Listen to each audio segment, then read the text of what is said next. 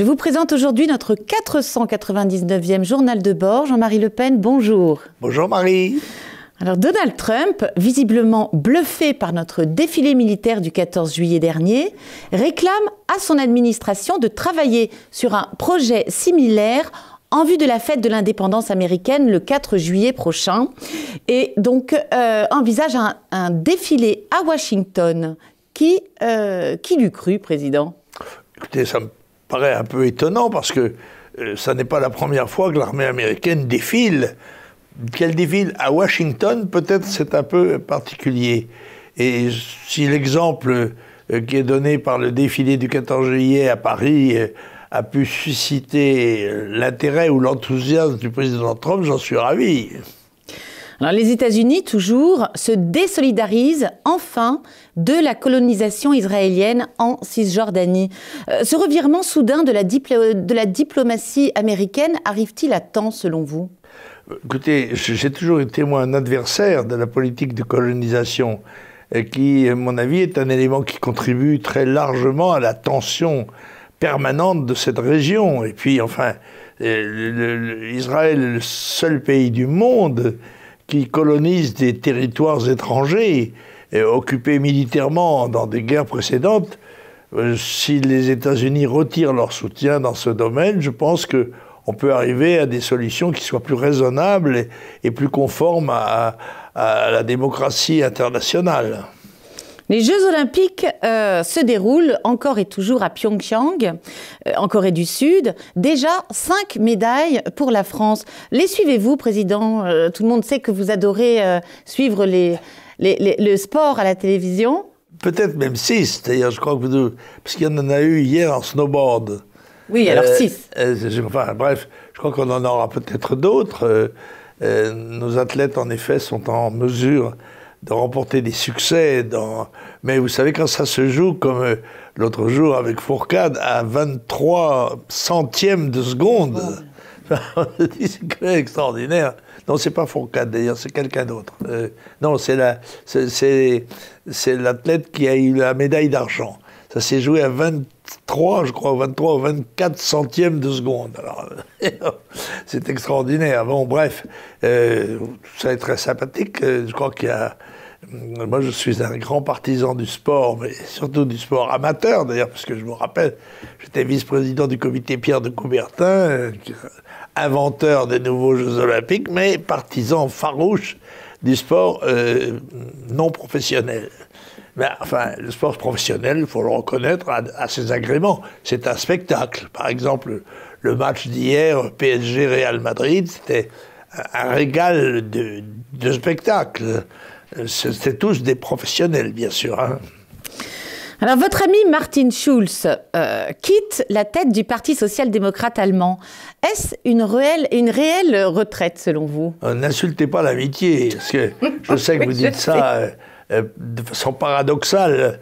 Schulz qui pue n'est pas du tout mon ami. Je crois même qu'il a été l'organisateur de la persécution dont nous sommes les victimes au Parlement européen. Je rappelle les 3 députés non inscrits du Front National, c'est-à-dire sans organisation, sans défense, sans soutien, sont condamnés à 300 et quelques mille, moins 340 000 euros qui doivent être remboursés sous le prétexte que mon assistant n'aurait pas travaillé pour moi, mais pour le Front National.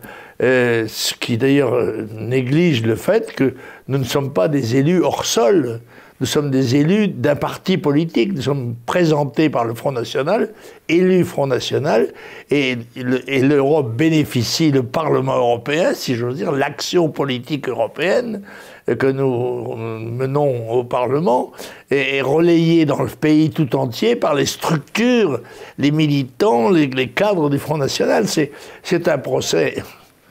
dire comment on appelait ça une querelle allemande. 777 agressions gratuites en France par jour, en moyenne. Ça va du conflit entre automobilistes, au guet-apens tendu aux pompiers en intervention, en passant par les agressions de médecins et autres personnels hospitaliers. La société est-elle réellement malade? Non, je crois qu'une grande partie de ces incidents tiennent tout de même à l'immigration massive. Parce qu'elle crée forcément des déséquilibres sociaux et sociologiques, ou sociétaux, si vous voulez. Ce sont des populations déracinées qui souvent n'ont pas les mêmes critères moraux et éducationnels que les nôtres. Et puis ça tient aussi au fait, je crois, à un relâchement des exigences morales de notre société. Je pense que notre société est de plus en plus rétive à la sanction et par conséquent, il n'y a pas de loi sans sanction, c'est évident. Et cette espèce de réticence, ce goût affiché quelquefois pour les coupables, en oubliant les victimes, bon, tout cela participe, je crois, d'un affaissement moral qui est préoccupant et qui est assez symbolique de la décadence, je crois, que nous avons combattu et que nous continuons de combattre. Le président Emmanuel Macron veut un service militaire national obligatoire, allant d'un semestre à une durée de 6 mois, qui aurait une partie civique. Qu'en pensez-vous? Écoutez, ça me paraît difficile à réaliser. Moi, j'avais fait il y a très longtemps, au moment où Chirac avait supprimé le service militaire obligatoire, j'avais fait une proposition. Certes, la France avait besoin d'une armée de métier parce que l'usage des mécanismes et des matériels modernes exige en effet des professionnels aguerris, si j'ose dire. Mais la conscription devait pouvoir tout de même maintenir le lien qui existe entre l'armée et le peuple. Et j'avais proposé que soit institué un service militaire de 6 mois pour les hommes, pour les garçons et pour les filles, volontaires, et qui se partageait en 2 périodes, en quelque sorte, 3 mois d'instruction et 3 mois sur le terrain. Voilà. Et cela donnait des points supplémentaires dans un certain nombre de domaines, et en particulier pour l'entrée dans la fonction publique. Et je pense que là, avec 50, 100 000 personnes par an, probablement, on aurait eu quelque chose de raisonnable, établi un lien entre les meilleurs des jeunes citoyens et citoyennes, oui. Et puis obtenu une possibilité aussi de recrutement pour l'armée de métier. Bon, ce projet n'a pas abouti. On est actuellement à un des innombrables projets qui ont été présentés depuis et qui tous ont échoué. Le lancement très particulier d'un festival en Sarthe, le 18 mars prochain, donnera le jour, même jour que la fête du cochon, au festival de la rillette sartoise. C'est une grande première. Ces fêtes gastronomiques de nos contrées sont-elles, selon vous, à développer, voire à conserver? Ah mais je me demande si ces gens-là ne vont pas être poursuivis pour islamophobie.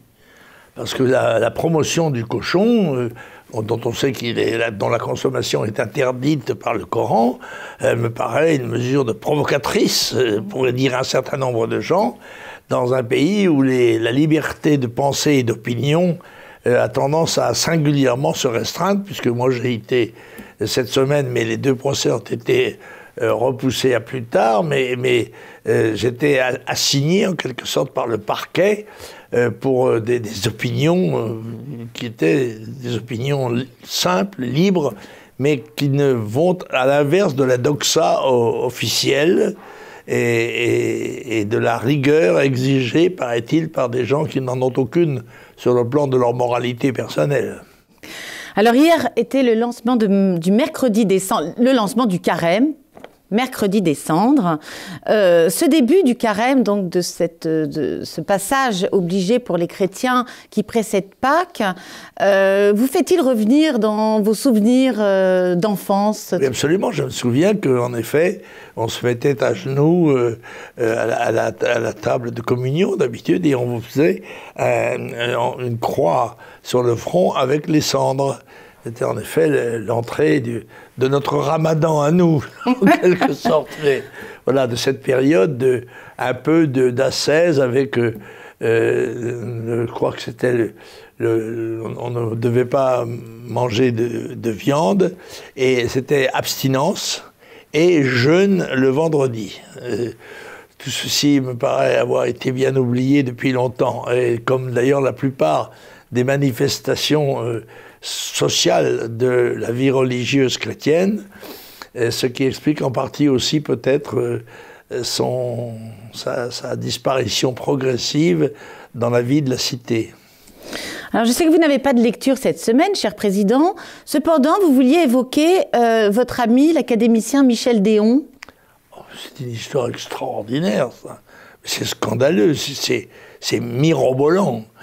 Pour qui se prend la maire de Paris Madame Hidalgo. Madame Hidalgo qui prétend interdire l'inhumation des cendres de Michel Déon, académicien français, illustre par ses ouvrages, ses romans, personnalité indiscutable, si ce n'est qu'il est de droite et national.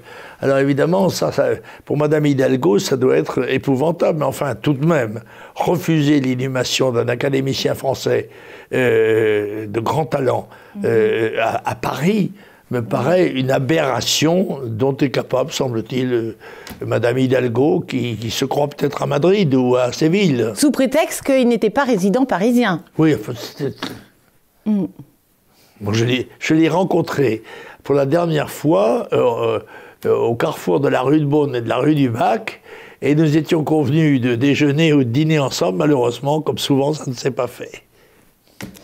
Bien, alors Dieu et son âme tout de même, et en tout cas, nous nous retrouvons la semaine prochaine, cher Président, pour votre 500e journal de bord. Ça, nous allons faire une petite fête à cette occasion. Hein. Ça, c'est certain. Voilà.